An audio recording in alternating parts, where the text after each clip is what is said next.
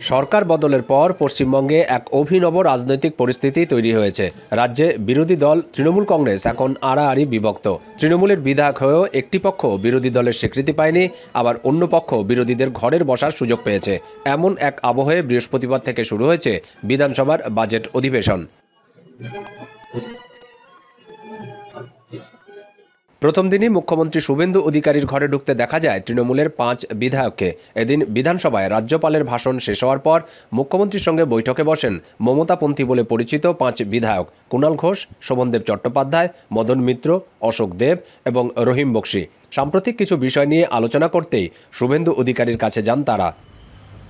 সরকার বদলের পর একাধিক জায়গায় বিভিন্ন অভিযোগে অভিযুক্ত তৃণমূল নেতাদের উপর যেভাবে পুলিশি হেনস্থা চলছে, কিংবা মমতা বন্দ্যোপাধ্যায়ের পিএসও বা ব্যক্তিগত নিরাপত্তা রক্ষীদের ফিরিয়ে আনা যায় কিনা, এসব বিষয় নিয়েই আলোচনা হয়। প্রাক্তন মুখ্যমন্ত্রী মমতা বন্দ্যোপাধ্যায়ের এই যে নিরাপত্তা সংক্রান্ত বিষয়টা দুর্ভাগ্যজনক এবং অবাঞ্ছিত।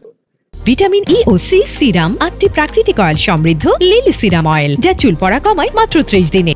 এটা ঠিক নয়। আবার যদি বদলও হয় কাউকে তুলে কাউকে, মমতা বন্দ্যোপাধ্যায় 7 বারের সাংসদ, 4 বারের কেন্দ্রীয় মন্ত্রী, 2 বারের রেলমন্ত্রী, 3 বারের মুখ্যমন্ত্রী, সৌজন্যের খাতিরে ইনফর্ম করারও উচিত ছিল। মুখ্যমন্ত্রীর সঙ্গে বৈঠক করে কুণাল জানান, শোভনদেব চট্টোপাধ্যায়কে মুখ্যমন্ত্রী যথাযথ সম্মান দিয়েছেন। বিরোধী দলনেতার জন্য নির্দিষ্ট থাকা চেয়ারে শোভনদেবকে বসতে দেওয়া হয়েছে। একটু দূরে বসেছিলেন বিদ্রোহী তৃণমূল শিবিরের নেতা ও রাজ্যের বিরোধী দলের দলনেতা ঋতব্রত বন্দ্যোপাধ্যায়। তাকে কটাক্ষ করে কুণাল জানান, তাদের গ্যারেজে দাঁড়াতে হয়নি, হামাগুড়ি দিয়েও স্পিকারের ঘরে ঢুকতে হয়নি, মাথা উঁচু করে মুখ্যমন্ত্রীর ঘরে ঢুকেছেন তারা।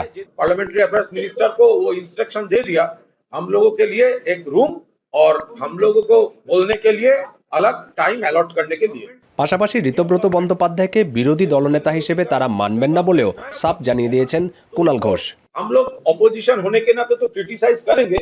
জবাবে ঋতব্রত বন্দ্যোপাধ্যায় বলেছেন, কুণাল ঘোষ হতাশাগ্রস্ত হয়ে দিনে 4 বার 4 রকম কথা বলেন। তার অভিমত, শোভনদেব চট্টোপাধ্যায় বিরোধী দলনেতার আসনে বসেছেন, তাতে তাদের কোনো সমস্যা নেই। তিনি নিজে কালেকটিভ টিমের সদস্য এবং তার পজিশনের নাম বিরোধী দলনেতা। ফার্স্ট রোতে বিধানসভার বিরোধী দলনেতার চেয়ারের পাশের সিটে ছিলেন বিরোধী পক্ষের মুখ্য সচেতক আকরুজ্জামান। তার পাশের সিটটাই ছিলেন ফিরাদ হাকিম। তার পাশের সিটটাই ছিলেন জাভেদ আহমেদ খান।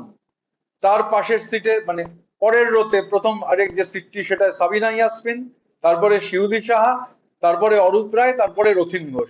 তো সিটিং অ্যারেঞ্জমেন্টটা দেখুন না, আমি আর বলে কি হবে। মমতার পিএসও বদল নিয়ে ঋতব্রত বলেন, এটা রুটিন বদল।